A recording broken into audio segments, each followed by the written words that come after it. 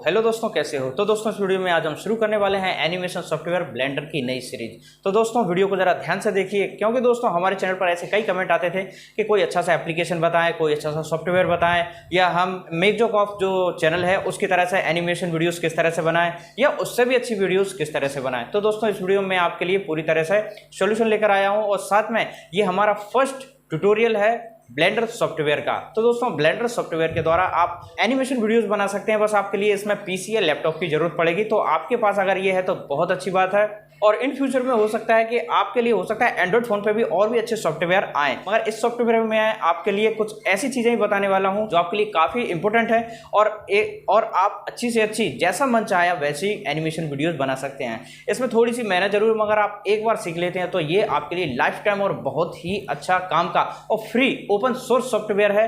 तो दोस्तों, वीडियो अगर पसंद आए और ये वीडियोस, ये ट्यूटोरियल आपके लिए काफी काम आने वाले हैं, इसलिए चैनल को सब्सक्राइब जरूर कर लीजिए। और इस वीडियो में फिलहाल मैं आपके लिए बेसिक से शुरू करने वाला हूं, क्योंकि इसके आपको सबसे पहले फीचर्स जानना जरूरी है। स्टार्ट में आपके लिए थोड़ा सा हार्ड लगेगा, मगर जब आप एक बार इसके अच्छी तरह से फीचर्स वगैरह समझ लेते हैं तो आपके लिए, विश्वास मानिए दोस्तों, बहुत ही सिंपल लगने लगेगा, और कुछ फीचर्स के बाद ही आप एनिमेशन वीडियोस बनाना शुरू भी कर सकते हैं। तो चलिए दोस्तों, सबसे पहले हम जानते हैं इंस्टॉल किस तरह से करना है इसे। तो ब्लेंडर डाउनलोड करने के लिए हमें अपने पीसी या लैपटॉप में किसी भी एक ब्राउज़र को ओपन कर लेना है। तो मैं यहाँ पर क्रोम ब्राउज़र को ओपन कर रहा हूँ, और यहाँ पर हमारे लिए सर्च कर लेना है गूगल में ब्लेंडर, सिंपल ब्लेंडर टाइप कर देना है। और यहाँ पर इसकी ऑफिशियल वेबसाइट है blender.org, जो कि फर्स्ट में शो हो रही है, तो इसी पर आपको क्लिक कर देना है। और जो अभी ब्लेंडर का करंट वर्जन चल रहा है ब्लेंडर 2.93 का, तो ये एक लेटेस्ट वर्जन है। और यहाँ पर आप इसकी वेबसाइट देख सकते हैं नीचे स्क्रॉल करके। इसके द्वारा कई ऐसी एनिमेशन मूवीज़ वगैरह भी बनाई गई हैं, जो आप अगर सर्च करेंगे तो आपके लिए मिल जाएंगे। तो यहाँ पर आप देख सकते हैं कई तरह के एनिमेशंस और कैरेक्टर वगैरह, डिज़ाइनिंग वगैरह 3D एनिमेशन ऐप सॉफ्टवेयर से आप कर सकते हैं। तो यहाँ पर इसे डाउनलोड करने के लिए डाउनलोड पर क्लिक करना होगा, और यहाँ पर आपके पास अगर विंडो है, मैक है, या कोई दूसरा अगर ऑपरेटिंग सिस्टम है तो वो आप यहाँ से आप उसे चुन सकते हैं। अगर आपका नॉर्मल आपका विंडो सिस्टम है तो यहाँ पर आपके लिए डाउनलोड के ऑप्शन पर डायरेक्ट क्लिक कर देना है, डाउनलोड ब्लेंडर। ठीक है, तो यहाँ पर आप क्लिक करेंगे तो आपका यहाँ पर साइड में देख सकते हैं सिर्फ एक क्लिक में ही आपका ब्लेंडर सॉफ्टवेयर डाउनलोड होना स्टार्ट हो जाएगा। तो इसे डाउनलोड होने देते हैं, और आप भी इसे डाउनलोड करने के बाद इसे इंस्टॉल कर लीजिए, और इंस्टॉल करने के बाद इसे ओपन कर लीजिए। तो ब्लेंडर इंस्टॉल करने के बाद जब हम इसे ओपन करते हैं तो इसका फर्स्ट व्यू कुछ इस तरह से शो होता है। तो हमारे सामने इसे फर्स्ट टाइम जब ओपन करते हैं तो इसके सामने एक छोटी सी विंडो ओपन होती है। ये हमारे लिए शो करती है कि हमारा कोई भी रिसेंट प्रोग्राम अगर हमने कोई भी क्लोज़ किया होता है तो वो यहाँ पर शो हो जाता है। और भी कई एक्स्ट्रा फीचर्स हैं इसमें, तो हमारे लिए इसकी ज़रूरत नहीं है। हम इसे बाहर क्लिक करने के बाद इसे हटा देते हैं। अब दोस्तों, यहाँ पर काफ़ी सारे फीचर्स हैं जो आपके लिए देखने में हो सकता है काफ़ी ज़्यादा हार्ड लग रहा हो, मगर ये काफ़ी सिंपल है और ओपन सोर्स सॉफ्टवेयर है। आप इसे थोड़ा सा भी चलाना सीख गए तो आपके लिए बाकी फीचर्स बहुत ही सिंपल लगने लगेंगे। बस आप इसका बेसिक ध्यान से समझ लीजिए, और बेसिक भी कोई हार्ड नहीं है, बहुत ही सिंपल है। जितने आपके ये फीचर्स दिख रहे हैं आपके लिए लग रहा होगा कि काफ़ी ज़्यादा फीचर्स हैं, तो हम किस तरह से यूज़ करेंगे। तो आप इसके जो मेन फीचर्स हैं, जो बेसिक फीचर्स हैं, बस इनका ही यूज़ करके आप काफ़ी अच्छा एनिमेशन वीडियो क्रिएट कर सकते हैं। तो स्टार्ट करते हैं दोस्तों हम बेसिक से, और जिस तरह से मैंने ये सीखा उसी तरह से मैं आपके लिए सिखाने की कोशिश करूंगा, क्योंकि जिस तरह से मुझे ये चलाना आया है उसी तरह से ही मैं आपके लिए बताने की कोशिश करूंगा, जिससे कि आपके लिए भी ये हार्ड ना लगे, काफ़ी सिंपल लगे। तो यहाँ पर आप देख सकते हैं ये हमारे सामने ये क्यूब है। क्यूब, ये इसकी जगह चाहे तो हम कोई दूसरा भी चेंज कर सकते हैं, तो वो आप आगे सीख जाएंगे। अब मैं इसके लिए चारों तरफ से देख रहा हूँ, जैसे कि 3D व्यू में लेफ़्ट, राइट, अप, डाउन, कहीं से भी हम इसे घुमा सकते हैं, रोटेट कर सकते हैं। तो ये मैं कैसे कर रहा हूँ, तो इसके लिए दोस्तों मैं अल्ट बटन के साथ में जो लेफ़्ट क्लिक जो माउस का होता है, लेफ़्ट बटन, उसको साथ में प्रेस करके, यानी अल्ट प्लस माउस का लेफ़्ट बटन, ये दोनों साथ में प्रेस करने के बाद मैं कहीं भी अपने वर्ल्ड को घुमा सकता हूँ। और हमारे वर्ल्ड में अभी यहाँ पर केवल 3 चीज़ें शो हो रही हैं, लाइट है, ये क्यूब है, और कैमरा है, ये जो कि आपको तीनों सामने दिख रही हैं। और इन तीनों की टाइमलाइन जो है हमारे लिए इस साइड में, इस पार्ट में, यहाँ पर कॉर्नर में शो हो रही हैं, जो कि तीनों शो हो रही हैं। और ये साइड में आइज का ऑप्शन है, आई का, इनके द्वारा आप हाइड भी कर सकते हैं इनके लिए। अब दोस्तों हमारी स्क्रीन पर केवल अभी 3 ऑब्जेक्ट हैं। अगर हम यहाँ पर कोई भी एक्स्ट्रा ऑब्जेक्ट अगर ऐड करते हैं, चाहे कितना भी बड़ा वर्ल्ड बना लें हम, यहाँ पर हर चीज़ का एक ऑब्जेक्ट की जो टाइमलाइन होती है वो हमारे लिए साइड में यहाँ पर शो होती जाएगी। तो जैसे कि दोस्तों हम हमारे वर्ल्ड को इस तरह से घुमा रहे हैं, तो मैं इसको घुमाने के लिए अपने कीबोर्ड के अल्ट बटन के साथ में माउस का लेफ्ट बटन जो है उसको प्रेस करके दोनों को और इस तरह से अपने वर्ल्ड को इस तरह से रोटेट कर रहा हूँ, जो कि हमारे लिए क्यूब भी और रोटेट होता हुआ दिख रहा है। तो जिस तरह से हम हमारे वर्ल्ड को रोटेट कर रहे हैं उसी तरह से हम हमारे ये जो क्यूब दिख रहा है इसको कहीं भी उठाकर रख सकते हैं, छोटा बड़ा किसी भी तरह का इसको शेप भी दे सकते हैं। तो ये वर्क हम आगे सीखते हैं, आगे में वीडियो में बताया है हमने। तो सबसे पहले हमें जो सीखने वाली चीज़ है वो जो साइड में कर्जर्स दिए गए हैं इनके बारे में, केवल 2-3 कर्जर के बारे में ही फिलहाल आप जान लीजिए, जो कि आपके लिए सबसे ज़्यादा इंपॉर्टेंट है। अब यहाँ पर कुछ कर्जर्स है जिस पर 4th कर्जर सेलेक्ट है और इस पर लाइनिंग शो हो रही है के ऊपर, आप देख सकते हैं। तो यहाँ पर हम कर्जर चेंज करते हैं और जो कि फर्स्ट कर्जर है इसको हम सेलेक्ट कर लेते हैं और इस पर सेलेक्ट जैसे ही करेंगे हम क्यूब को सिलेक्ट तो इस पर ऑरेंज कलर की लाइनिंग सेलेक्ट हो जाती है। ओके, तो यहाँ पर अब जो सेकंड कर्जर है इस पर क्लिक करेंगे तो ये फ़िलहाल आपके लिए ज़्यादा वर्क में नहीं आने वाला और इसका वर्क कुछ अलग है, तो इस पर ट्यूटोरियल अलग ही हुआ। तो यहाँ पर जो हम थर्ड कर्जर है इसको सेलेक्ट करेंगे, इस पर जैसे ही हम क्लिक करते हैं तो यहाँ पर हमारे सामने क्यूब के ऊपर या हमारे जो भी ऑब्जेक्ट है उसके ऊपर थर्ड कर्जर को सेलेक्ट करने पर यहाँ पर 3 लाइन शो होती हैं, 3 एरो शो होने लगते हैं। तो यहाँ पर आप देख सकते हैं जो कि 3 एरो आपके साइड कॉर्नर में भी दिए गए हैं, ब्लू, रेड और ग्रीन। तो ये किस वर्क के लिए हैं तो यहाँ पर आप ध्यान से समझिए। जैसा कि मैं ब्लू कलर का जो एरो है उस पर क्लिक करके यानी उसे सेलेक्ट करने के बाद जब मैं स्क्रॉल करता हूँ अपने माउस को तो यहाँ पर हमारे 3 जो डायमेंशन है जैसे कि अप डाउन, लेफ़्ट राइट या फिर बैक और फ्रंट, तो हमारे लिए किस डायमेंशन में यहाँ पर हमारे लिए ले जाना है हमारे किसी भी ऑब्जेक्ट को, तो हम यहाँ से इन एरोस के द्वारा कर सकते हैं। इसी तरह से 4th कर्जर को हम सेलेक्ट करेंगे तो यहाँ पर किसी भी डायमेंशन में हम हमारे क्यूब को रोटेट कर सकते हैं। और हमारे ऑब्जेक्ट को सिलेक्ट करने के बाद कीबोर्ड में दिए गए X, Y और Z इन 3 की मदद से भी हम हमारे जो भी ऑब्जेक्ट है उसे रोटेट कर सकते हैं। आगे कुछ और भी फीचर्स हैं तो इनका यूज़ फ़िलहाल आपके लिए नहीं करना और धीरे धीरे आप इनका वर्क के साथ में धीरे धीरे आप सीखते चले जाएंगे।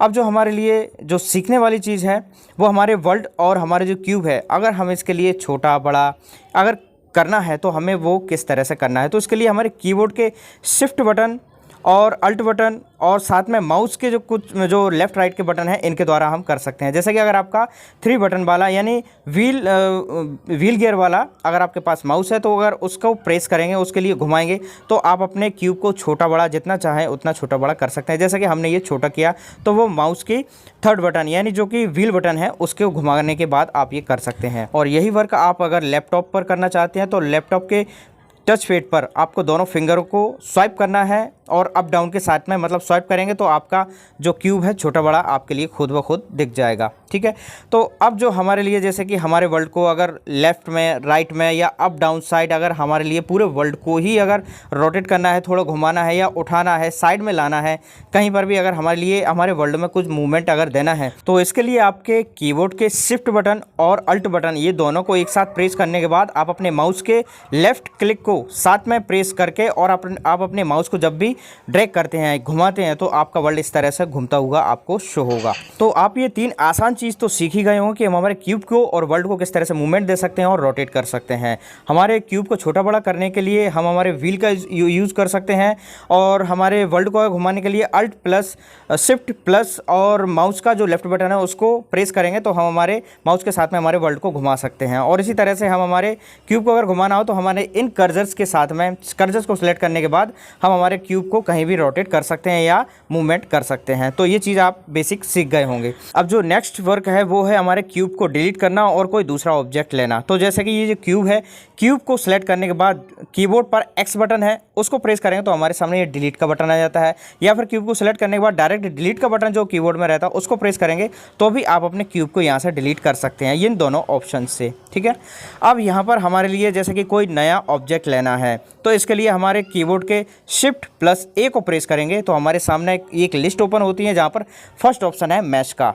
तो मैश पर क्लिक करने के बाद आपके सामने साइड में एक लिस्ट और ओपन होती है। यहाँ पर आपके सामने कई सारे ऑप्शन ओपन हो जाते हैं, जैसे कि प्लेन चाहिए हो, यूवी स्फीयर लेना हो। यूवी स्फीयर यानी एक तरह का गोलाकार जो ऑप्शन है यहाँ पर आपके सामने आ जाता है, या फिर आपके लिए क्यूब ही लेना हो, जो भी आपके लिए लेना हो तो यहाँ से आप ले सकते हैं। शॉर्टकट के अलावा दोस्तों आपकी स्क्रीन पर भी कुछ ऑप्शन है, वहाँ से भी आप इन लिस्ट को ओपन करके आप अपना कोई भी ऑप्शन यानी ऑब्जेक्ट ले सकते हैं। जैसे कि आप देख सकते हैं व्यूज़, सेलेक्ट, ऐड और ऑब्जेक्ट। तो यहाँ से आपके लिए थर्ड जो ऑप्शन है ऐड का, इस पर क्लिक करेंगे तो भी आपकी वही लिस्ट ओपन होगी। तो यहाँ से हम हमारे लिए एक यूवी स्फीयर का ये जो ऑब्जेक्ट है हम वो ले लेते हैं। तो हमारा ये ऑब्जेक्ट आ चुका है, मगर यहाँ पर अब आपको ध्यान देने वाली बात है कि ये जो ऑब्जेक्ट है जो कि दोनों क्रॉस लाइन है, जो कि रेड और ग्रीन की जो क्रॉस लाइन है, यहाँ पर ये जो सेंटर पॉइंट है यहाँ पर ये ऑब्जेक्ट क्यों नहीं आया, और जो हमारा यूवी स्फीयर जो कि हमारा क्यूब था वो बिल्कुल सेंटर में था, तो ये क्यों नहीं आया। तो यहाँ पर ये जो सेकंड कर्सर है, तो पहले मैं इसे सेलेक्ट कर लेता हूँ और उसके बाद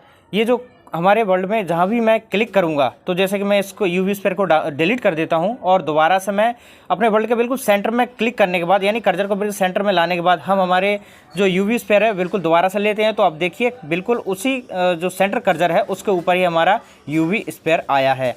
तो अब दोस्तों जैसे कि मैं इस कर्सर को यहाँ पर क्लिक कर देता हूँ वर्ल्ड में, और उसके बाद मैं दोबारा से मैश में यानी लिस्ट ओपन करने के बाद यहाँ पर मैं एक क्यूब लेता हूँ। तो अब देखिए क्यूब लेता हूँ, मैं सिलेक्ट करता हूँ, तो हमारा वो कर्सर है, कर्सर के ऊपर ही हमारा क्यूब आ गया है। तो हमारे वर्ल्ड में जहाँ भी ये जो सेकंड कर्सर है जो कि दिख रहा है आपको, इसके लिए जहाँ भी हम क्लिक करेंगे और जहाँ भी हमारे लिए हमारे ऑब्जेक्ट को रखना है या ऑलरेडी वहाँ पर पहले आ जाए सेलेक्ट करने पर, तो हम वहाँ पर इस तरह से कर्सर को रखने के बाद उसके बाद हम हमारे ऑब्जेक्ट को वहीं पर ले सकते हैं। तो देख सकते हैं सेकंड जो कर्सर है उसको सेलेक्ट किया मैंने यूवी स्फीयर के ऊपर दोबारा से, और मैंने दोबारा से अपने ऑब्जेक्ट को इंपोर्ट किया तो यूवी स्फीयर के ऊपर ही आ गया है। तो मैं इसे जी प्रेस करने के बाद जब भी मैं इसे हटाता हूं तो ये देखिए दोनों एक साथ दिख जाते हैं। तो मैंने ये इसको सेलेक्ट करके ऊपर कैसे किया, तो उसके लिए मैंने किसी भी एक ऑब्जेक्ट को सिलेक्ट जब करते हैं तो उसके बाद हम कीबोर्ड पर जी प्रेस कर देंगे। तो जी प्रेस करने के बाद हम हमारे जो कर्सर है, कर्सर के साथ में ही ये बिल्कुल चिपक जाता है, यानी उसके साथ में ये सिलेक्ट हो जाता है। तो हम हमारे ऑब्जेक्ट को कहीं भी मूव करा सकते हैं। अब यहाँ पर हम सिलेक्ट करते हैं फर्स्ट कर्सर, और फर्स्ट कर्सर सिलेक्ट करने के बाद किसी भी ऑब्जेक्ट पर सिंगल क्लिक करते हैं तो उस पर एक नारंगी कलर की लाइनिंग आ जाती है। तो अगर आपको किसी भी एक ऑब्जेक्ट का साइज बढ़ाना है, जैसे कि मान लीजिए मैं क्यूब का साइज छोटा या बड़ा करना चाहता हूँ, तो इसके लिए मैं पहले उस ऑब्जेक्ट को सिलेक्ट करूँगा। सेलेक्ट करने के बाद आपको अपने कीबोर्ड पर एस जो बटन होता है, एस की जो होती है उसे मैं प्रेस करूंगा। तो कीबोर्ड पर हम एस बटन जब प्रेस करते हैं तो देख सकते हैं क्यूब के ऊपर वाइट कलर की लाइन आ गई है, और हमारे कर्सर जो है कर्सर पर ब्लैक कलर की लाइन शो हो रही है। तो अब हमारा जो माउस है उसके लिए जैसे ही हम ड्रैग करते हैं तो हमारा देख सकते हैं कि क्यूब छोटा बड़ा हो रहा है। तो इस तरह से अगर आपको क्यूब को अपना छोटा बड़ा जितना भी साइज रखना है तो आप एस बटन यानी एस फॉर स्केल, हम हमारे क्यूब या कोई भी ऑब्जेक्ट को स्केल कर सकते हैं। तो जैसे ही हम बाहर क्लिक कर देंगे, जैसे ही लेफ्ट या राइट क्लिक करते हैं तो हमारी क्यूब छूट जाता है, और जो से लेफ्ट क्लिक करेंगे तो हमारा क्यूब को जितना साइज अगर हमें बड़ा करना है या हमारे कोई भी ऑब्जेक्ट को जितना भी बड़ा करना है तो उतना बड़ा ऑब्जेक्ट करने के बाद लेफ्ट क्लिक करेंगे तो वो ऑब्जेक्ट आपका उतना ही बड़ा रह जाएगा, और अगर आप राइट क्लिक कर देंगे तो जैसा पहले आपका ऑब्जेक्ट था सेम वही शेप में आपका ऑब्जेक्ट रह जाता है। अब आप अपने ऑब्जेक्ट को अगर रोटेट करना चाहते हैं एक ही जगह पर रखकर, तो आप अपने ऑब्जेक्ट को पहले सेलेक्ट कीजिए। जैसे कि मैं किसी एक ऑब्जेक्ट को सेलेक्ट करता हूं, अपने क्यूब को ही सिलेक्ट कर लेता हूं, और उसके बाद अब मैं प्रेस करूंगा आर। तो आर जैसे प्रेस करूंगा तो दोबारा से वाइट लाइन आ जाएगी उस पर, और अब आर प्रेस करने के बाद अब हम हमारे माउस को ड्रैग करते हैं या घुमाते हैं तो आप देख सकते हैं कि हमारा क्यूब रोटेट हो रहा है। जिस दिशा में हमें करना है वहाँ पर हम इसे रोटेट कर सकते हैं। मगर अब हम चाहते हैं कि हमारा जो क्यूब है किसी एक डायरेक्शन में, जैसे कि लेफ्ट में या राइट में, अप साइड या डाउन साइड, किस तरह करना है, तो उसके लिए हमें एक्स, वाई और जेड इन कीज़ का उपयोग करना होगा हमारे क्यूब को सिलेक्ट करने के बाद और आर प्रेस करने के बाद। अगर आप स्केल करते हैं तो स्केल के बाद में आपको एक्स, वाई, जेड कोई भी अगर यानी एस बटन के बाद आप एक्स, वाई, जेड कोई भी एक की प्रेस करेंगे तो आपका उस डायरेक्शन में आपका ऑब्जेक्ट मूवमेंट करता है। तो आगे मैं इसके बारे में और भी आगे आपके लिए बताने वाला हूं। तो यहाँ पर जैसे कि अब मैं आपके लिए दो ऑब्जेक्ट सेलेक्ट करना बताता हूं, जैसे कि 2 या 3 या आपके वर्ल्ड में जितने भी ऑब्जेक्ट हैं तो उसके लिए हम किस तरह सेलेक्ट करेंगे। तो इसके लिए दोस्तों आपको अपने कीबोर्ड पर ए बटन जो है, ए की है, ए को आपको प्रेस करना है तो आपके सभी जितने भी ऑब्जेक्ट हैं एक बार में सिलेक्ट हो जाते हैं। अगर आप चाहते हैं दो ऑब्जेक्ट को एक साथ में सेलेक्ट करना तो आप एक ऑब्जेक्ट पर क्लिक करने के बाद कीबोर्ड पर आप शिफ्ट बटन प्रेस कीजिए और किसी भी दूसरे ऑब्जेक्ट पर एक सिंगल क्लिक कर दीजिए तो आपके दो ऑब्जेक्ट एक बार में सिलेक्ट हो जाते हैं। इसी तरह से आप चाहे तो 2, 3, 4 शिफ्ट बटन को प्रेस करते जाइए और अपने किसी भी ऑब्जेक्ट पर क्लिक करते जाएंगे, उतने ऑब्जेक्ट आपके सिलेक्ट होते जाएंगे। अब मैं चाहता हूं दोस्तों हमारे किसी भी ऑब्जेक्ट को उठाकर किसी भी जगह दूसरी जगह पर रखना, तो इसके लिए आप देख सकते हैं कि ये कैसे हुआ। तो इसके लिए दोस्तों आप किसी भी ऑब्जेक्ट पर क्लिक करने के बाद अपने कीबोर्ड पर जी बटन को प्रेस करेंगे। जी बटन प्रेस करेंगे जैसे ही आपके जो कर्सर है उसके साथ में आपका ऑब्जेक्ट बिल्कुल सेट हो जाएगा। उसके बाद आप अपने ऑब्जेक्ट को जहाँ भी मूवमेंट देना चाहते हैं, जहाँ भी रखना चाहते हैं तो वहाँ पर आप इसे रख सकते हैं। तो इसके लिए हम हमारे कीबोर्ड पर जी बटन का यूज करना होता है। तो मैं अपना ये जो क्यूब है इसको थोड़ा छोटा कर देता हूँ। एस बटन को प्रेस करने के बाद मैं इसे छोटा कर रहा हूँ, ठीक है, स्केल कर रहा हूँ, ठीक है। तो अब इसे मैंने छोटा कर दिया है। अब दोस्तों मैं चाहता हूँ कि हमारा ये जो क्यूब है या कोई भी एक ऑब्जेक्ट है उसे मैं सेलेक्ट करके कोई भी एक डायरेक्शन में बिल्कुल सीधा ले जाऊँ। तो इसके लिए हमारे लिए ये जो 3rd नंबर का ये जो कर्सर है इस पर मैं सेलेक्ट करूँगा और उसके बाद जैसे सेलेक्ट करता हूँ तो हमारे कोई भी एक ऑब्जेक्ट पर 3 कलर के एरो आ जाते हैं, जैसे कि ब्लू, ग्रीन और रेड। तो आप देख सकते हैं यहाँ पर। तो ये जो एरो हैं, किसी भी एक एरो को जब हम कैच कर लेते हैं, पकड़ लेते हैं, उसे पकड़कर हम कोई भी एक जैसा कि एक लाइन में हमें अगर ले जाना है बिल्कुल सीधा, जैसे कि लेफ़्ट या राइट में या फिर आगे या पीछे या फिर अप डाउन, कहीं भी अगर हमारे लिए मूवमेंट देना है तो हम इस एरो की मदद से कर सकते हैं। जैसे कि मैं ब्लू एरो को सेलेक्ट करता हूँ, उसके बाद मैं जैसे मैं अपने जो माउस है, माउस को मैं ड्रैग करता हूं तो हमारा ये जो क्यूब है केवल अप और डाउन ही जाएगा। मैं अपने माउस को लेफ़्ट राइट कहीं भी घुमा लूँ मगर हमारा जो क्यूब है केवल अप और डाउन ही जाएगा, क्योंकि ये अप और डाउन का हमारे लिए डायरेक्शन शो कर रहा है। इसी तरह से ग्रीन जो है हमारे लिए आगे और पीछे यानी फ्रंट और बैक का यानी आगे और पीछे का हमारे लिए डायरेक्शन शो कर रहा है। तो मैं ग्रीन को प्रेस करता हूँ तो हमारा जो ऑब्जेक्ट है वो हमारे लिए केवल एक ही डायरेक्शन में मूव होगा। इसी तरह से लेफ़्ट राइट में अगर हमें जाना है तो रेड कलर का जो एरो है मैं उसे पकड़कर हम हमारे कोई भी ऑब्जेक्ट में बिल्कुल एक लाइन में एक ही साइज़ में हम हमारे ऑब्जेक्ट पर मूवमेंट दे सकते हैं। अब जो नेक्स्ट ध्यान देने वाली बात है कि हमारी स्क्रीन पर 6 तरह के पार्ट हैं, जैसे कि हमारे ये जो ऑब्जेक्ट के सभी तरह की टाइमलाइन शो होती है तो इसे कहते हैं आउटलाइनर पार्ट, नीचे है प्रॉपर्टी पार्ट और सबसे नीचे की तरफ जो कि हमारे प्ले करने का ऑप्शन दिया है इसे कहते हैं टाइमलाइन पार्ट और साइड में है कर्सर्स वगैरह जो सिलेक्ट होते हैं और ऊपर कुछ ऑप्शन। तो ये 5 है और सबसे लास्ट जो 6वां है वो हमारी मेन स्क्रीन यानी वर्ल्ड पार्ट। अब जैसे कि दोस्तों हमारी स्क्रीन अगर बड़ी है या छोटी अगर लग रही है, हमारे कोई ऑप्शन वगैरह का सही से शो नहीं हो पा रहा है तो हम हमारी स्क्रीन को बड़ा छोटा भी कर सकते हैं। जैसा कि आप कोई भी 2 पार्ट के बीच में जो लाइन दी गई है यानी जो बीच का पार्ट रहता है वहाँ पर आप जैसे कर्सर ले जाएंगे तो आपका जो कर्सर का जो साइज़ है, जो उसका मोनो है, उसका वो बिल्कुल लोगो चेंज हो जाएगा और वहाँ से आप समझ लीजिए कि आपकी वो लाइन सेलेक्ट हो चुकी है और पकड़ में आ चुकी है। तो वहाँ से आप अपने किसी भी पार्ट को छोटा बड़ा साइज कर सकते हैं। इसी तरह से दोस्तों अगर आप किसी भी ऑब्जेक्ट को अगर हाइड करना चाहते हैं, जैसे कि ये आई का ऑप्शन है, आई दिख रही है, तो यहाँ पर अगर आप किसी भी ऑब्जेक्ट को अगर हाइड करना चाहते हैं तो उसकी आइज़ पर आप क्लिक करेंगे तो वो ऑब्जेक्ट आपका बिल्कुल हाइड हो जाएगा मगर उसमें कोई चेंजेस वगैरह नहीं आएंगे। जैसे कि अगर आप 2, 4 या पूरे वर्ल्ड को सेलेक्ट करना चाहते हैं मगर कुछ ऑब्जेक्ट को अगर आपको छोड़ना है तो आप इस फीचर्स का यूज कर सकते हैं। अब दोस्तों साइड में कुछ और भी ऑप्शन है जो आपके लिए काफ़ी ज़्यादा इंपॉर्टेंट है, जैसे कि आपके सामने ये जो ऑप्शन दिख रहे हैं यहाँ पर इन ऑप्शन में दोस्तों जैसे कि जो फर्स्ट ऑप्शन है ये आपके लिए काफ़ी ज़्यादा इंपॉर्टेंट है, ज़रा इसे समझिए। तो जैसे कि दोस्तों यहाँ पर मैं कोई एक ऑब्जेक्ट को यहाँ पर सिलेक्ट कर रहा हूँ और हमारे लिए मान लीजिए कि पूरा वर्ल्ड अगर सेलेक्ट करना है तो हम कीबोर्ड पर एक की प्रेस करेंगे, ए, ठीक है, तो वो हमारा पूरा वर्ल्ड सेलेक्ट हो जाता है, पूरे ऑब्जेक्ट सेलेक्ट हो जाते हैं। मगर हम चाहते हैं कि हमारे कोई ऑब्जेक्ट यहाँ पर सेलेक्ट ना हो पाए तो हम यहाँ से इस फीचर्स के द्वारा इसे लॉक कर सकते हैं, जैसे कि उसे हाइड भी कर सकते हैं और चाहे तो उसे लॉक कर सकते हैं। जैसे कि वो शो ज़रूर होगा मगर वो सिलेक्ट नहीं होगा। तो इस जो पहला ऑप्शन है इस पर क्लिक करने के बाद आपके सामने जितने भी ऑब्जेक्ट हैं वहाँ पर आपके लिए लिस्ट आ जाएगी और जिस ऑब्जेक्ट को आपको लॉक करना है तो उसे आप लॉक कर दीजिए तो वो सिलेक्ट नहीं होगा। देखिए मैं कीबोर्ड पर ए प्रेस कर रहा हूँ और उसके बाद ए प्रेस करने के बाद हमने ये 2 ऑब्जेक्ट को लॉक किया है, कैमरा और लाइट को, तो ये सिलेक्ट नहीं हो रहा है मगर ये शो हो रहे हैं। तो इस फीचर्स के द्वारा आप किसी भी ऑब्जेक्ट को लॉक कर सकते हैं मगर वो और सिलेक्ट होने से उन्हें रोक सकते हैं। जैसे कि आप कोई भी ऑब्जेक्ट को अगर मूवमेंट दे रहे हैं, कहीं भी एक जगह से दूसरी जगह को ले जा रहे हैं तो आप इस फीचर्स का यूज़ कर सकते हैं। आप देख सकते हैं कि मैं कोई भी अगर चीज़ सेलेक्ट कर रहा हूँ जो हमने लॉक किए हैं वो सिलेक्ट भी नहीं हो रही, तो मैं इन्हें अनसेलेक्ट कर देता हूँ। अब जो सेकेंड ऑप्शन है यहाँ पर इस ऑप्शन के द्वारा जैसे मैं इस पर क्लिक करता हूँ तो हमारा ये ऑप्शन है गिज़्मो, तो गिज़्मो ऑप्शन ये क्या है, तो आपको जैसे ही अगर ये ऑप्शन यहाँ पर आपके शो नहीं हो रहा है तो आप ये जो ऑप्शन है इस पर क्लिक करेंगे तो आपके ये जो गिज़्मो ऑप्शन है यहाँ पर ये शो हो जाएंगे। तो ये ऑप्शन दोस्तों जब काम आते हैं जब आप जैसे कि आपके पास जो 3 बटन वाला जो माउस होता है वो आपके पास नहीं है और आपके लिए पूरा वर्ल्ड घुमाने में या कई मूवमेंट देने में जो परेशानी आ रही है, जिससे कि आपका थर्ड जो बटन होता है उसके द्वारा ही हो सकता है, तो आप गिज़्मो ऑप्शन है, गिज़्मो फीचर्स हैं, इसका यूज़ कर सकते हैं। देख सकते हैं कि आप गिज़्मो के ऑप्शन पर यहाँ पर आप अपना कर्सर ले जाएंगे तो वहाँ पर क्लिक करने के बाद जैसे ही आप इसके ऊपर रोटेट करेंगे अपने कर्सर को तो आपका पूरा वर्ल्ड घूमने लगेगा। तो आप इस पर ट्राई करके देखिए, काफ़ी अच्छा फीचर्स है जो कि आपके हो सकता है कि आपके माउस का जो कमियां हैं वो ये ऑप्शन आपका वो पूरी कर दे।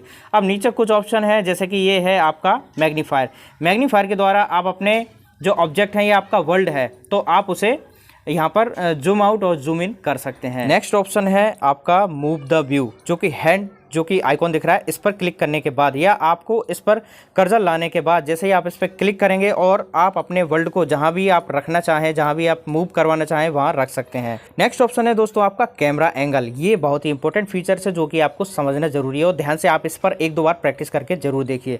दोस्तों अगर आप अपनी कोई भी स्टोरी क्रिएट कर लेते हैं तो उसके बाद में आपको कैमरा एंगल सेट करना होता है, तो आप चाहे तो इसको पहले ही समझ लीजिए और पहले से ही आप चाहें तो इसके अंदर ही जाकर आप अपनी स्टोरी क्रिएट कर सकते हैं।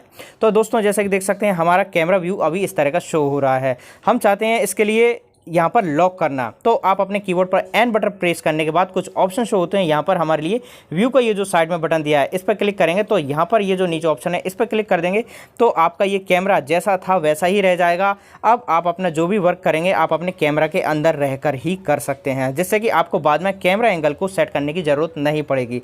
मगर आप देख सकते हैं कि यहाँ पर हमारा कैमरा जो एंगल है काफ़ी ज़्यादा छोटा शो हो रहा है, तो हम इसे पहले एन बटन प्रेस करने के बाद यहाँ पर इसे पहले अनलॉक कर देते हैं और उसके बाद हम हमारे कैमरे का जो व्यू है वो थोड़ा सा बड़ा कर देते हैं और उसके बाद इसे लॉक करके इसे वापस एन प्रेस करके हटा देते हैं। अब आप अपना जो भी वर्क करेंगे, जो भी स्टोरी क्रिएट करेंगे, जो भी मूवमेंट देंगे वो सभी कैमरा के अंदर होगी और जिससे कि आपके लिए बाद में कैमरा एंगल को सेट करने की ज़रूरत नहीं पड़ेगी, जिससे कि आपका ये काम काफ़ी ज़्यादा आसान हो जाता है।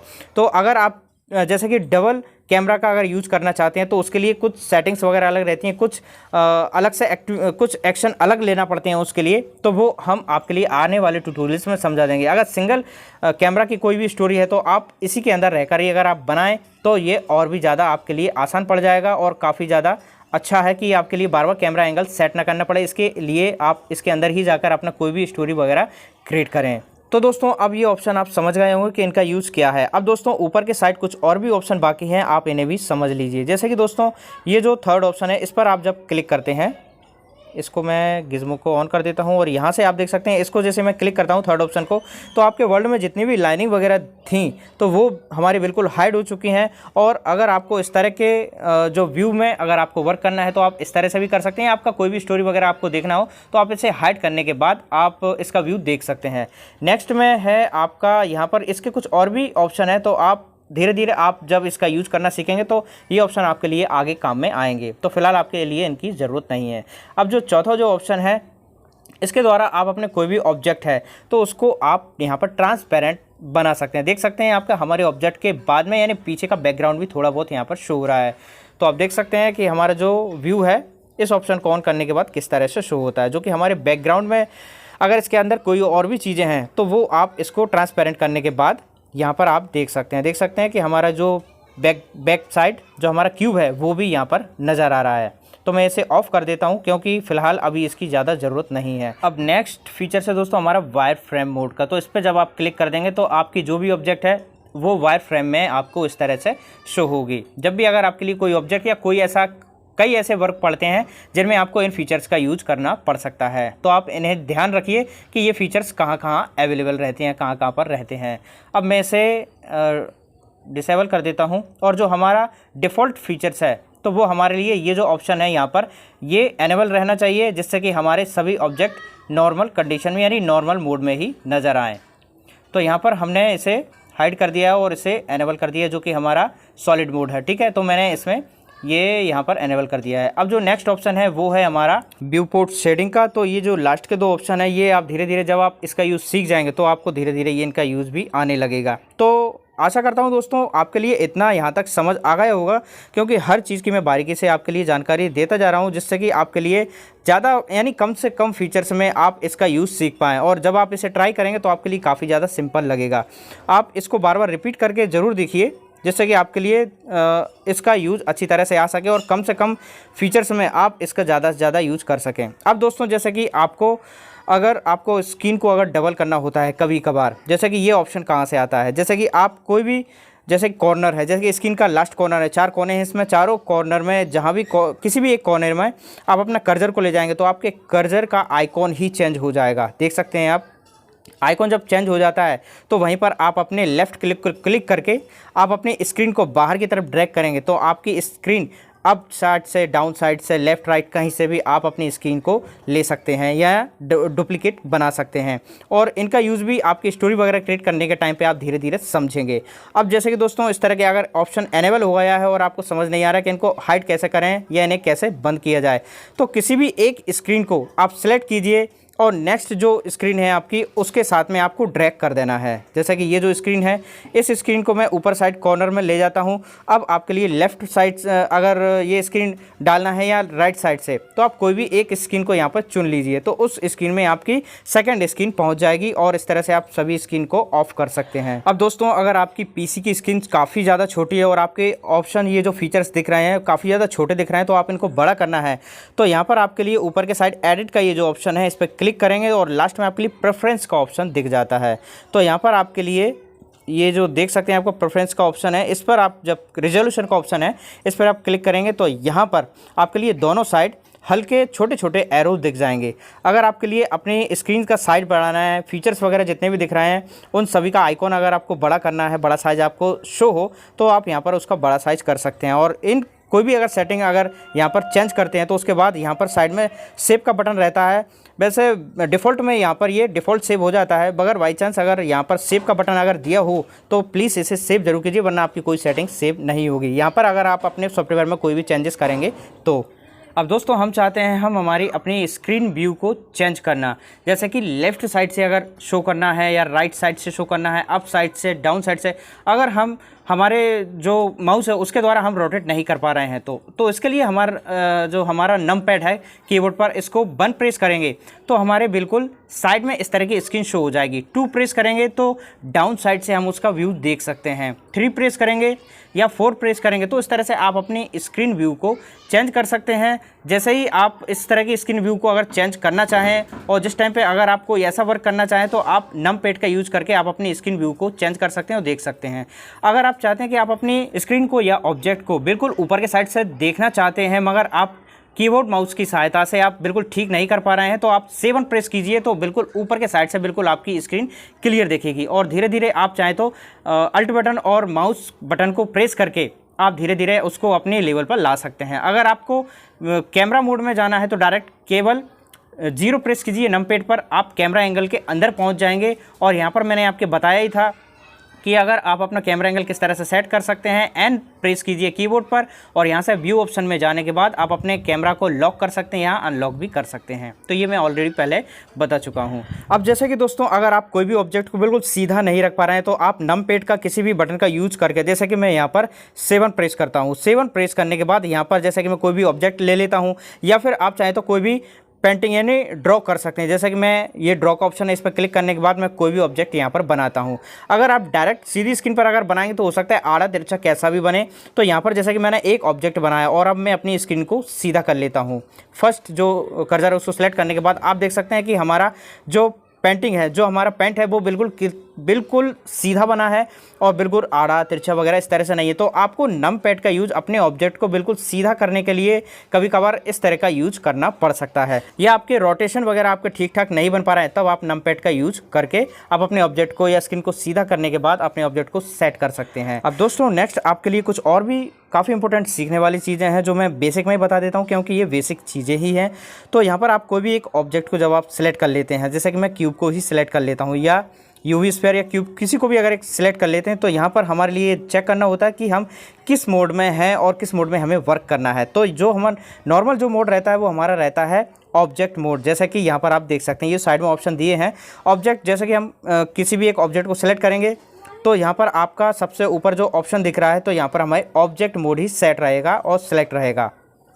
अगर हमें किसी भी तरह का वर्क करना है तो हमारे लिए यहाँ पर एडिट मोड में जाना होता है। तो आप यहाँ से क्लिक कीजिए और एडिट मोड में जाने के बाद आप कोई भी वर्क अगर करना चाहते हैं, किसी भी तरह की एक्टिविटी करना चाहते हैं, तो यहाँ से आप ऑब्जेक्ट मोड से आपको एडिट मोड में जाना होगा। इसका शॉर्टकट है टैब की। जब आप किसी भी ऑब्जेक्ट को सिलेक्ट कर लेते हैं उसके बाद टैब की प्रेस करते हैं तो ऑब्जेक्ट मोड से एडिट मोड में और एडिट मोड से ऑब्जेक्ट मोड में आप टैब की से शॉर्टकट से जा सकते हैं।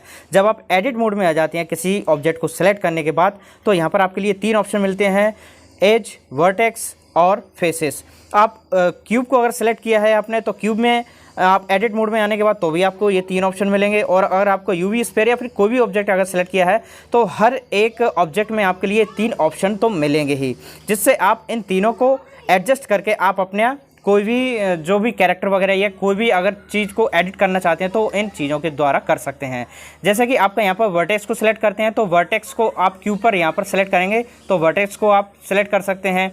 और एज को सिलेक्ट करने के बाद आप किसी भी क्यूब या किसी भी यूवी स्फीयर की लाइन वगैरह को सिलेक्ट कर सकते हैं। फेस को आप क्लिक करने के बाद यानी ये जो दिख रहा है फेस को सिलेक्ट करेंगे तो आप किसी भी क्यूब या फिर यूवी स्फीयर में जितने भी जो क्यूब टाइप में दिए हैं सभी, तो आप इनको जब सेलेक्ट करेंगे तो आप फेस को सिलेक्ट करने के बाद ही इन्हें कर पाएंगे। अब दोस्तों अगर आप किसी भी क्यूब की पूरी जो फेसेस हैं सभी को एक बार में सिलेक्ट करना है तो आप किसी भी एक फेस को सिलेक्ट करने के बाद अगर आप अप साइड के फेस साइड क्लिक करेंगे तो आपके राउंड साइड के जितने भी फेसेस हैं सभी सिलेक्ट हो जाएंगे। अगर आप लेफ़्ट साइड के कोई भी एक फेसेस को डबल क्लिक कर देंगे तो एक फेस सिलेक्ट करने के बाद तो आप सभी फेसेस को एक बार में सिलेक्ट कर पाएंगे। तो देख सकते हैं हमने सभी फेसेस को एक बार में सिलेक्ट कर दिया। इसी तरह से अब अप साइड के जो फेसेस हैं तो ऊपर साइड में क्लिक कर देता हूं शिफ्ट की प्रेस करने के बाद। ये ध्यान रखें, शिफ्ट की प्रेस करने के बाद ही आप डबल क्लिक करेंगे तब आपके सभी फेसेस धीरे धीरे सिलेक्ट होते जाएंगे।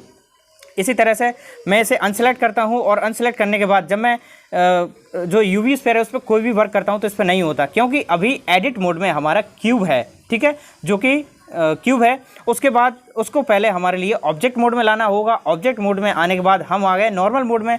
अब नॉर्मल मोड में आने के बाद हम हमारे यूवी स्फीयर को सिलेक्ट करेंगे। सिलेक्ट करने के बाद हम हमारे जो यूवी स्फीयर है उसके लिए एडिट मोड में ले जाना होगा। चाहे तो आप शॉर्टकट की टैब की से जा सकते हैं।